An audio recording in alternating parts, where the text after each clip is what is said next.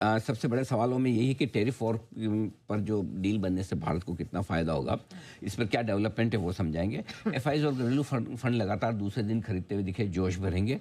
क्या आरबीआई के एक और ओएमओ से बैंकिंग शेयरों में दिखेगी तेजी, और क्या 24,500 के आज दर्शन होंगे? राइट। ओके, और बैंक निफ्टी क्या नया हाई बनाने को तैयार है? ये सारे बड़े सवाल हैं। वंडरफुल। चलिए, तो सर सबसे पहले तो ये जो ट्रेड डील पे ही कुछ अच्छी खबरें आ रही हैं। जो ट्रेजरी सेक्रेटरी साहब उन्होंने कहा भारत के साथ तो हो जाएगा भाई डील अच्छी। कितना फायदा है? तो कुछ चीजें जो है वो अमेरिका से बहुत अच्छी आती हुई दिखी है। दो चीजें खास तौर से हमारे लिए अच्छी। नंबर वन, अमेरिका के वित्त मंत्री जो स्कॉट बेसेंट है, उनका बयान आया है। उनका ये कहना है कि एशिया में सबसे पहले अगर डील किसी के साथ होगी तो वो भारत है जी। ठीक है, नंबर वन। नंबर दो, उनका ये कहना है कि अभी उपराष्ट्रपति जेडी वैंस जो भारत आए थे उसके बाद इस डील को बड़ी प्रगति मिली है। तो ये ना समझे कि वो अमेरिका किला और ताजमहल ही देखने आए थे, वो बहुत काम करके गए, तो जाहिर सी बात है उसका फ़ायदा मिलेगा। तीसरी बात ये, उनका कहना है कि चीन भी तनाव तो कम करना चाहता है, लेकिन उससे मतलब बातचीत करना और उनके साथ डील करना बड़ा मुश्किल काम है। एक और खबर जो आई है बड़ी इंटरेस्टिंग है, वो ये कि अमेरिका 15 से 18 देशों के साथ व्यापार समझौते पर बातचीत कर रहा है, लेकिन स्पेसिफिकली अगर किसी एक देश का नाम लिया तो वो हमारा है।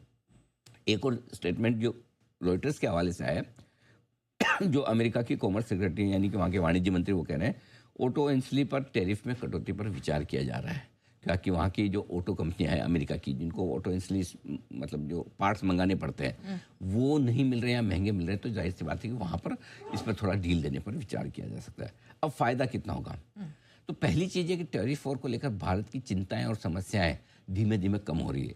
ये मतलब हैंडल तो सबको करना है, लेकिन अगर सबसे पहले और सबसे जल्दी करने वाला देश भारत बनता है तो ये बहुत बड़ी जीत भारत के लिए भी है और अमेरिका के लिए भी है। दोनों के लिए बड़ी चीज़ है, क्योंकि अमेरिका को भी मतलब बाकी 25 देशों के साथ डील करे, एक भारत के साथ करे बराबर पड़ता है, क्योंकि जो हमारी साइज़ है और जिस तरह का काम हम करते हैं, तो उनके लिए 3 बड़े मुद्दे हैं। एक, चीन, यूरोपियन यूनियन और भारत, इन 3 के साथ बड़ी डील्स करनी। बाकी छोटी मोटी डील तो उनको दुनिया भर में करती रहनी पड़ेगी, राइट।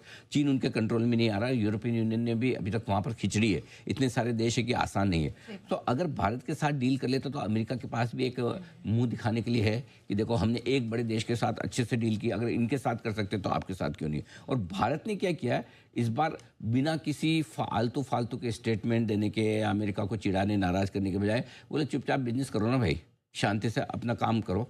और ऐसे में भारत फ्यूचर में प्रीफर्ड पार्टनर अमेरिका का बन सकता है सभी तरह के बिजनेस में। कि देखो उस समय भी जब ये सिचुएशन आई तो सबसे बढ़िया तरीके से हमने हैंडल किया। तो मुझे लगता है अगर सबसे पहले डील भारत की होती जो होनी चाहिए, ये भारत के लिए इवेंचुअली बहुत पॉजिटिव, बड़ा पॉजिटिव है। चलिए, तो ग्लोबल कहने में आप कह सकते हो कि आपने ये कॉम्प्रोमाइज़ किया, यहाँ पर टैरिफ, वो तो हो गई। देखिए मोल भाव तो होगा, कुछ देना पड़ेगा कुछ लेना पड़ेगा, वो तो करना ही पड़ेगा, है ना। लेकिन आप कितना जल्दी अनिश्चितता से बाहर निकलते हैं। बाकी देश 6 महीने लगाए, 3 महीने लगाए, हम काम करके निकल जाएं, काम शुरू करें, करेक्ट, वो बड़ी चीज़ है। तो ये बहुत बड़ा पॉजिटिव है, इसको छोटे में मत गिनिए अगर सबसे पहले हम करते हैं। चलिए, बहुत प्रोग्रेसिव माइंडसेट है जो बाजार को पसंद आएगा। लेकिन सर